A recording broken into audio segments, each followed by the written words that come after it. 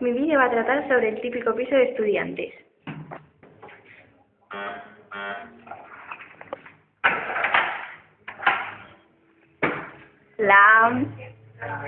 Aquí está la típica cocina de estudiantes. Mira, yo no aguanto, yo me voy. Aquí podemos ver el típico baño de estudiantes y este es el famoso váter de Cuco, donde una foto de Carmen se sumergió. La típica habitación de estudiantes. Aunque no es de Cuco, es de Marcos. Y no podía faltar el típico salón. Con el típico sofá. Con el típico sofá. Y los típicos sillones. Está muy buena. De verdad que no se deseña. Típico plato de estudiantes. Y aquí acaba nuestro vídeo. Su cena cotidiana.